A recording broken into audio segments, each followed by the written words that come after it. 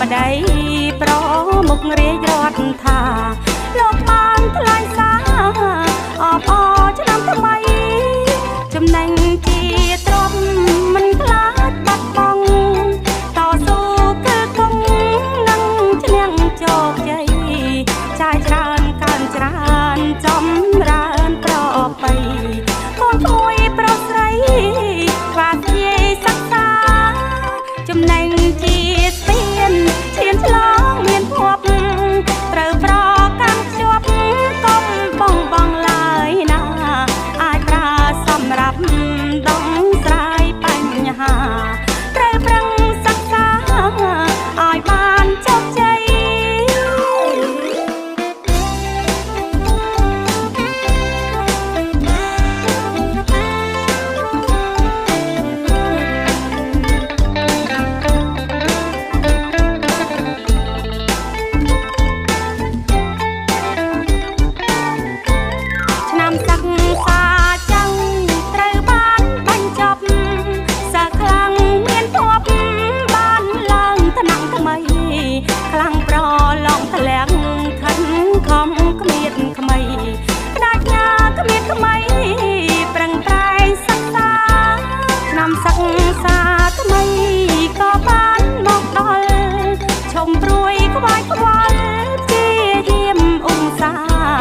សម្ដេចធិបតី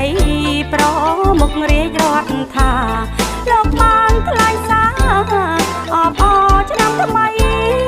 ចំណេញជាទ្រព្យមិនខ្លាចបាត់បង់តស៊ូគឺគង់នឹងឈ្នះជោគជ័យ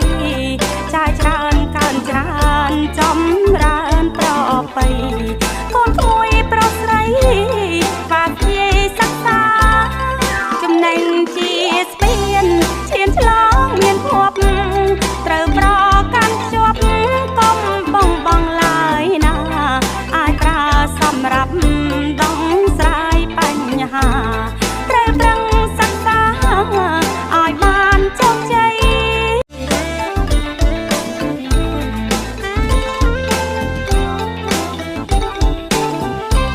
ឆ្នាំសិក្សាចឹងត្រូវបានបញ្ចប់សិស្សខ្លាំងមានភពបានឡើងថ្នាក់ថ្មីខ្លាំងប្រឡងធ្លាំងខិនខំគ្មៀតក្មៃក្តាច់ញាគ្មៀតក្មៃប្រឹងប្រែងសិក្សាឆ្នាំសិក្សាថ្មីក៏បានមកដល់ឈុំព្រួយក្បាច់ខ្វល់ព្យាយាមឧស្សាហ៍សម្ដេចធិបតីប្រមុខរាជរដ្ឋថាលោកបានថ្លែងសារអបអរឆ្នាំថ្មី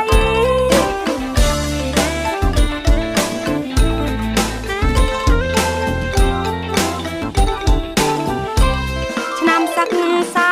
ចឹងត្រូវបានបញ្ចប់សិស្សខ្លាំងមានភពបានឡើងថ្នាក់ថ្មីខ្លាំងប្រឡងធ្លាំងខិនខំគ្មៀតក្មៃក្តាច់ញាគ្មៀតក្មៃ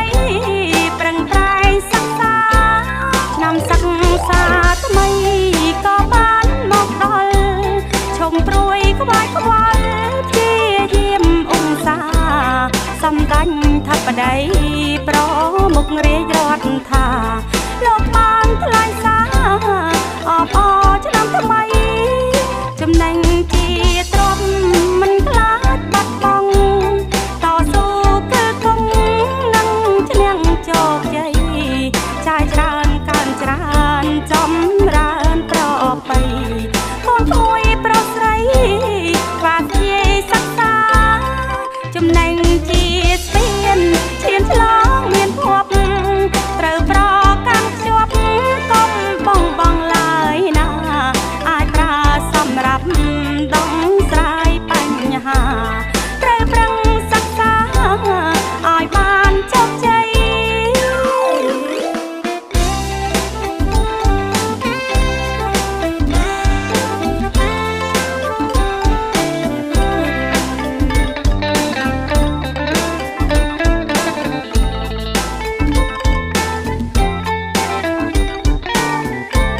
ឆ្នាំសិក្សាចឹងត្រូវបានបញ្ចប់សិស្សខ្លាំងមានភព ខ្លាំងប្រឡងធ្លាក់ខិនខំគ្មានក្មៃផ្ដាច់ញាគ្មានក្មៃ